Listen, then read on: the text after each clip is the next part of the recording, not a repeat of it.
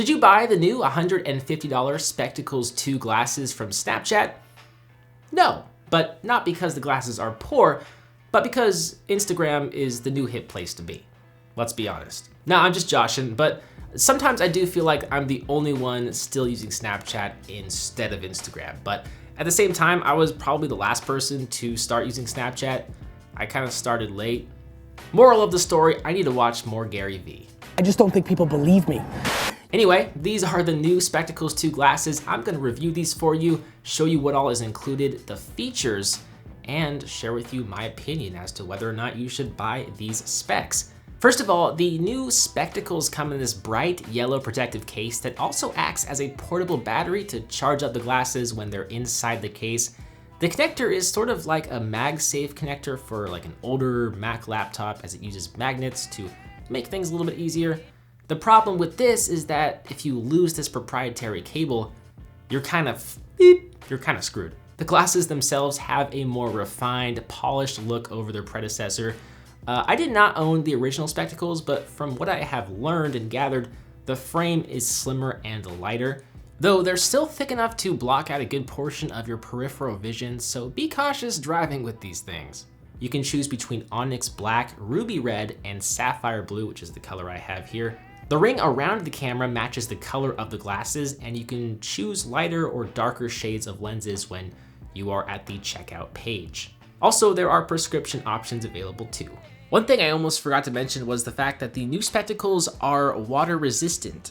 There is not an IP rating, but you can actually submerge these glasses and take underwater videos and photos without really worrying about water damage, but you do have to be cautious still. This is actually one area I did not test. I never really got near water with these glasses.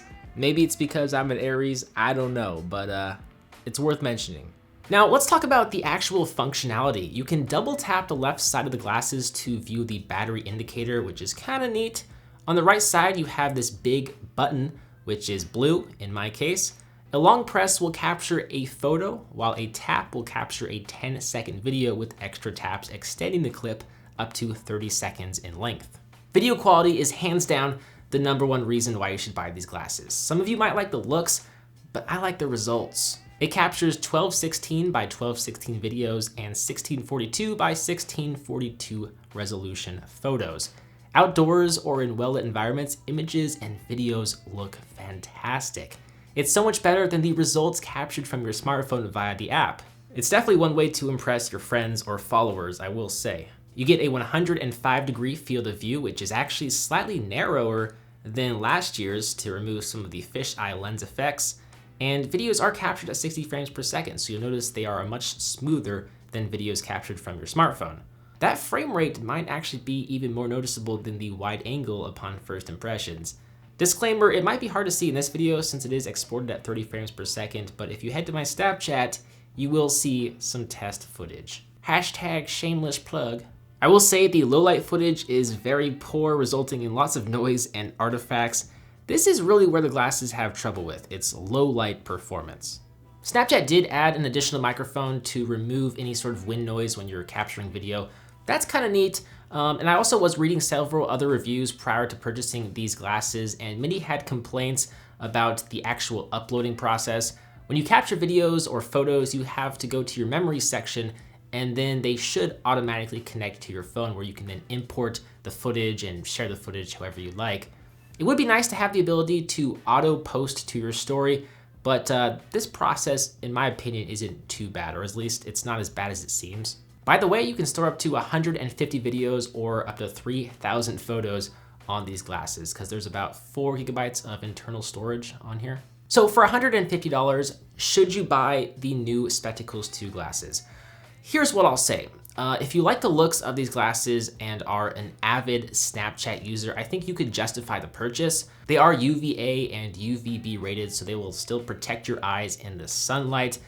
They support prescriptions, and they might even look good on you. I mean, personally, I don't really like the looks of them on me. They're really not my style, but they do look good on some people. I'm actually tempted to wear these glasses for the remainder of the video, but I feel like my subscriber count will go way down. With that said, most people probably shouldn't buy them.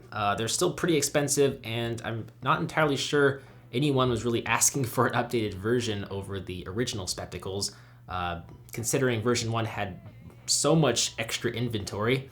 If you're an athlete, maybe you like to climb or mountain bike and you want to share those moments with your friends or followers, then these might be like your best option, or maybe one of your only options because you need 2 hands.